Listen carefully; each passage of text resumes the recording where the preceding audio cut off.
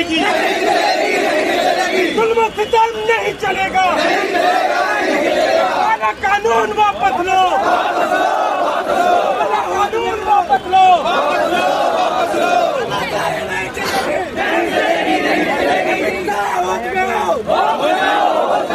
कानून नहीं चलेगी।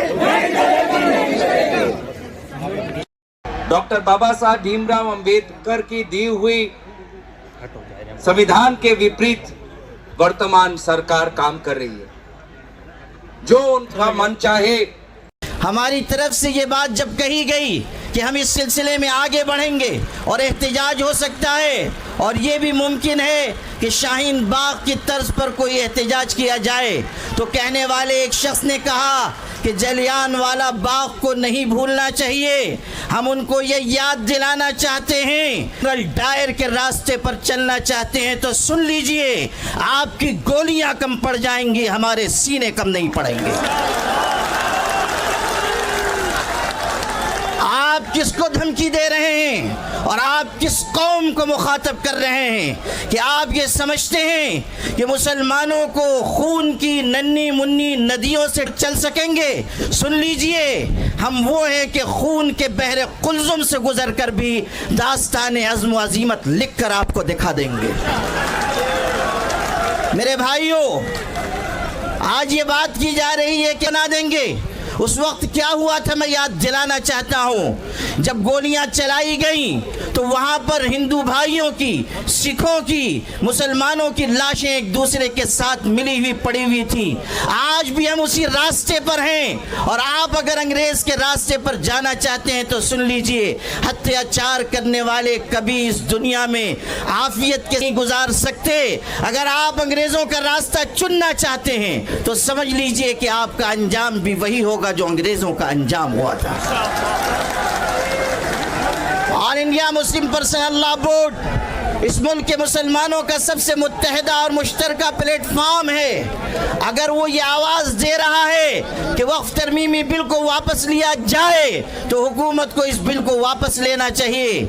ये मत समझिए कि सिर्फ चंद हजार मुसलमान जमा होंगे और बात मुकम्मल हो जाएगी। All India Muslim personal law board आवाज देगा तो पूरे मुल्क के मुसलमान, बल्कि इंसाफ पसंद शहरी मुस्लिम पर्सनल लॉ बोर्ड की आवाज के साथ आवाज मिलाएंगे। इसलिए आप सब भी इस बात का हाथ उठाकर अज़्म कीजिए कि मुस्लिम पर्सनल लॉ बोर्ड जिस तहरीक का भी ऐलान करेगा, आप सब उसका भरपूर तरीके से साथ देंगे। आप इस रोजे की हालत में इस बात का अज़्म कीजिए कि हम इंशाअल्लाह अपने हुकूक की अपने हुकूक की लड़ाई आखिरी सांस तक लड़ते रहेंगे।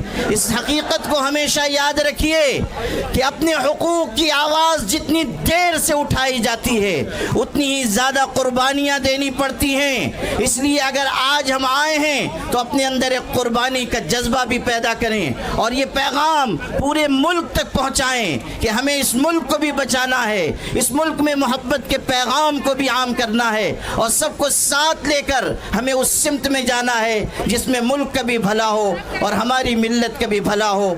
और महाराष्ट्र में, हमारे आज पूरे देश में इस तरीके की बात चलाई जा रही है, क्या सब में बहुत सारी दूसरी या तीसरे नंबर की सब में ज्यादा जगह वक्फ बोर्ड के पास है, पर ये जो है देश में ये षड्यंत्र रचा जा रहा है। पहले आज हमारे मुस्लिम भाई पूरी अपनी जो है जमीनें वगैरह जो है मस्जिद के लिए, मदरसों के लिए ट्रस्ट करते हैं। पहले ये ट्रस्ट जो है हमारा चैरिटी में होता था, उसके बाद सरकारों ने कहा कि इसको वक्फ बोर्ड पे इन्वॉल्व करो। आज हजारों लाखों एकड़ जमीनें हमारी इस तरीके की बड़ी है और हमने ये खरीद करके ये वक्फ बोर्ड में जो है जमा किया है और आज इस तरीके से परवंडा चलाया जा रहा है कि ऐसा हो रहा है।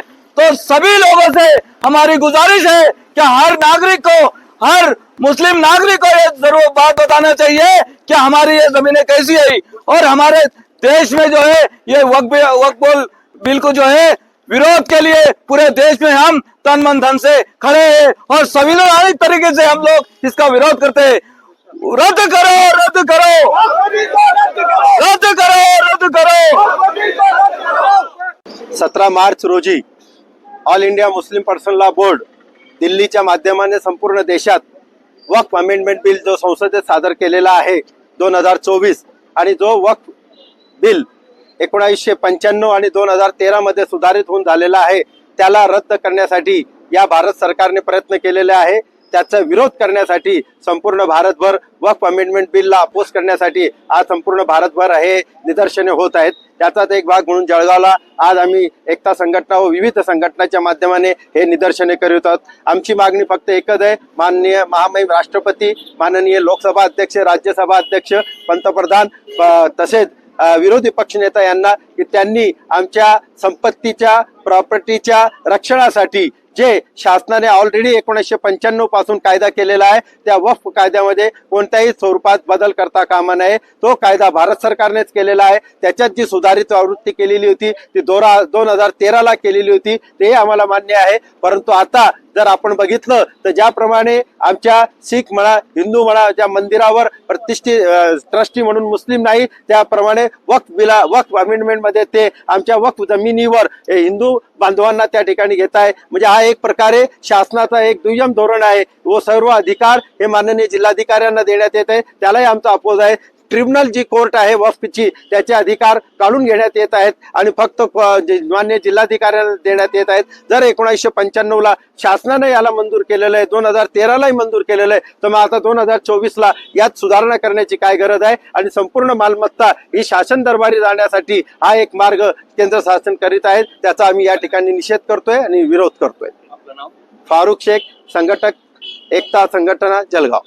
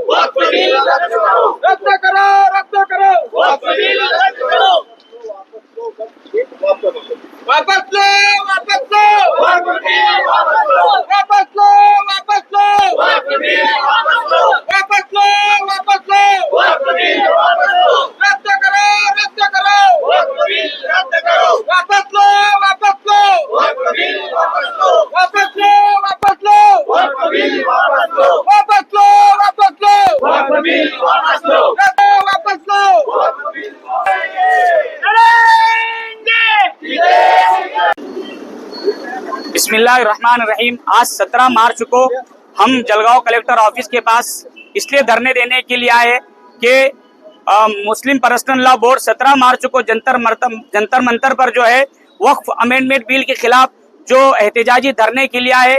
हमारा एकता संगठन का पूरा सपोर्ट उनको है और मुस्लिम पर्सनल लॉ बोर्ड इस वक्फ अमेंडमेंट बिल को रद्द करने के लिए जो भी आगे रहनुमाई करेंगे, हम तमाम काम करेंगे। और हम हुकूमत को ये बताना चाहते हैं कि याद रखो, अगर संसद तुम्हारी पास है तो सड़कें हमारे पास है। अगर तुम संसद में रहकर अगर मुसलमानों के खिलाफ और खास तौर पर वक्फ अमेंडमेंट बिल के खिलाफ जो है अगर कानून बनाएंगे तो हम संविधान के दायरे में रहते हुए मुस्लिम पर्सनल लॉ बोर्ड के शाना बशाना जो भी वो हमके हिदायत देंगे हम वो तमाम काम करेंगे। और इसके लिए अगर अभी हुकूमत की आंखें बेदार हो जाती है, वो नींद से उठ जाती है तो बहुत अच्छी बात है, वरना नहीं तो हम जो है सड़कों को आबाद करेंगे, जेल भरो आंदोलन करेंगे, रास्ता रोको आंदोलन करेंगे और तमाम वो काम करेंगे जब तक के जो है हमें जो है अपना हक और इंसाफ नहीं मिल जाता। मुफ्ती मोहम्मद खालिद, जलगांव जिला एकता संगठन। आज का ये एहतजाज क्यों किया जा रहा है और किस लिए किया जा रहा है? बिस्मिल्लाहिर्रहमानिर्रहीम। आज 17 मार्च को all India Muslim personal law board की तरफ से जंतर मंतर पर जो धरना दिया जा रहा है वक्फ बिल के ताल्लुक से, ये हुकूमत की जो सोची समझी साजिश है कि छोटी छोटी चीजों के ऊपर खास तौर से ऐसे बिल लाकर जो मुसलमानों के खिलाफ हैं और इन चीजों का फायदा उठाकर हुकूमत जो पूरे मुल्क के अंदर जो दोगली पॉलिसी कर रही है और लोगों के जहनों के अंदर जो गलतफहमियां पैदा कर रही है, तो ये इन चीजों के खिलाफ आज all India Muslim personal law board की तरफ से धरना आंदोलन जंतर मंतर पर किया जा रहा है। हम उसी के सपोर्ट के अंदर यहाँ पर खड़े हुए हैं और हम ये हुकूमत को बता देना चाहते हैं और तमाम मुल्क के मुसलमानों से अपील करना चाहते हैं और हम खास तौर से हिंदू भाइयों से भी अपील करना चाहते हैं कि वो इस कानून को समझे, हुकूमत की नीयतों को समझे कि ये इस मुल्क के अंदर कितने वफादार हैं, कितने मुखलिस हैं, कि इन चीजों को उलझाकर कई मुद्दों को हुकूमत पीछे डाल रही है और मुसलमानों के औकाफ के जो मामलात हैं इसके ऊपर ऑलरेडी इसके ऊपर कवानीन बन चुके हैं और हम तो ये चाहते हैं कि इन कवानीन को बाकी रखा जाए। जो कानून 1995 में 2013 के अंदर जो इसकी तब्दीली हुई वही मुल्क के हक में भी कानूनी एतबार से बहुत मुफीद है। इसलिए हुकूमत से हम ये दरख्वास्त करते हैं कि वो इन चीजों को बिल्कुल भी ना छेड़े और अगर हुकूमत इन चीजों को छेड़ती है और हुकूमत इस ताल्लुक से बिल पास करती है तो हुकूमत ये भी याद रखे कि मुसलमान ये एक ऐसी चीज नहीं है। इस मुल्क ने मुसलमानों को अंग्रेजों से आजाद कराया, इस मुल्क के उलमा ने अंग्रेजों से आजादी दिलाई, तो इस मुल्क के उलमा के लिए कोई बड़ी बात नहीं है कि ऐसे फस्ताई ताकतें, ऐसे मुतासिब ताकतें जो इस मुल्क के अंदर मुल्क के अमन अमान को खराब कर रही हैं, इनसे मुल्क को आजादी दिलाना कोई बड़ी बात नहीं है। हम मुल्क के मुसलमानों से ये कहना चाहते हैं कि वो खास तौर से खड़े रहें कि आसमां जलती जमीन पर नहीं आने वाला, अब कोई और पैगंबर नहीं आने वाला, अपने काबे की हिफाजत हमें खुद करनी। वापस लो, वापस लो, वापस लो, वापस लो, वापस लो, वापस लो, वापस लो, वापस लो, रद्द करो, रद्द करो, रद्द करो, रद्द करो, वापस लो, वापस लो, वापस करो।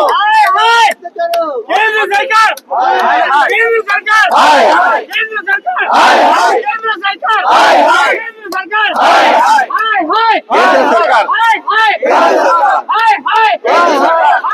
सरकार, केंद्र सरकार, धिक्कार असो, धिक्कार असो, धिक्कार असो, केंद्र सरकार का, केंद्र सरकार का। मैं अकील बेग जामनेर से यहाँ पर आया हूँ। जैसा कि आज 17 तारीख है, दिल्ली में जंतर मंतर में धरना आंदोलन जमीयत उलमा हिंद की और वक्फ बोर्ड की जानिब से ये जो बिल पास हो रहा है, ये सरकार जो घिनौनी हरकत कर रही है, मुसलमानों के खिलाफ जो साजिशें रची जा रही है, तो मेरा ये कहना है कि आज मुसलमान कम तादाद में यहाँ पर कलेक्टर ऑफिस में मौजूद है। हम जो है तो कायदे को सामने रखकर, कायदे की हम जो मदद लेकर जो काम कर रहे हैं, प्रशासन की मदद से ये काम हो रहा है। हम अगर चाहते तो यहाँ पर 1 लाख का मजमा ला सकते थे, लेकिन हमको कुछ जो अड़चने आए और कहा गया है कि कम तादाद में यहाँ पर आना है। आज अगर सरकार हमारी बात को मानती है और ये जो प्लान के तहत पूरे देश में, महाराष्ट्र में नहीं बल्कि पूरे हिंदुस्तान में ये साजिश रची जा रही है कि हिंदू मुस्लिम को लड़ाया जाए। आज 2025 है, 2025 की बात होने हो ना, रोजी रोटी के मसले पे बात होने हो ना, क्या मंदिर मस्जिद पे बात होने हो ना, और जो जगह पड़ी है संशोधन की वो हुकूमत अपने ताबे में लेके क्या करेंगी, ये बात ध्यान में रखे।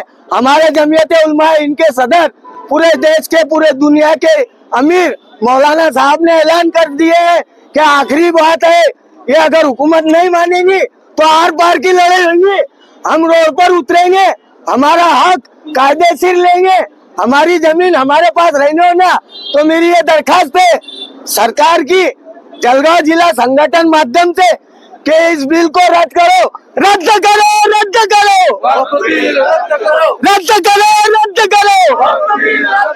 धन्यवाद, शुक्रिया, जय हिंद, जय माता।